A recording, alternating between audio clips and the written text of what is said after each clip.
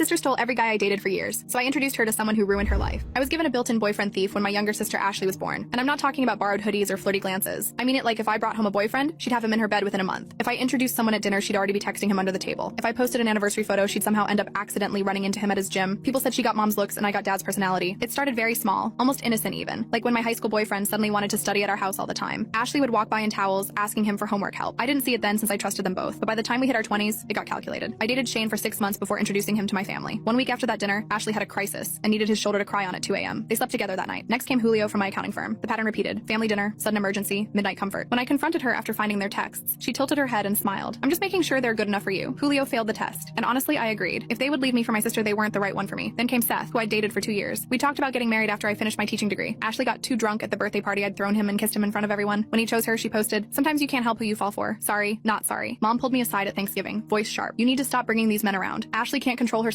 when you parade them in front of her. Why do you keep tempting her?" In my head, I hadn't tempted anyone. 3 months later, I met Adam at a friend's wedding down in Portland. He was everything. Kind, successful, and apparently loyal. For 8 months, I kept him completely secret. We dated in different towns, avoided social media, and told absolutely no one. I thought I'd finally won because this was the best relationship I had ever been in. Until my cousin accidentally mentioned him to Mom, who mentioned him to Ashley. She found him within days through his company website. I walked into his apartment with the key he'd given me and found them together in our bed. But the worst part came when Ashley sat up, still naked, and said, "I did you a favor." He barely lasted 10 minutes. "You deserve better, sis." Adam just shrugged. "Your sister is way too hot for me not to try." I stood there shaking while she gathered her clothes, kissing him goodbye like I wasn't even there. That's when I decided to give Ashley exactly what she craved. A man she couldn't resist, but definitely should. I spent weeks searching through court records and police databases. That's how I found Wayne, a gorgeous, charming man who claimed to be a venture capitalist from Boston. Recently divorced after his ex-wife documented years of financial and physical abuse, 2 restraining orders from other exes, under investigation for fraud. Court documents showed he'd hidden assets, forged signatures, and manipulated multiple women into debt. Perfect. I created a fake LinkedIn profile as a potential investor and reached out to him. We met for business coffee, where I mentioned my beautiful sister who always stole my boyfriends, and showed him her Instagram. Said that I could never find love. His eyes lit up at the ability to control me because no one gave me a chance. Very quickly things progressed, and I told him I was trying to keep my new relationship secret from her, and invited him as my date to Mom's birthday dinner, knowing exactly what would happen. He thought he was playing me, and I would be his next new victim. And at first he played it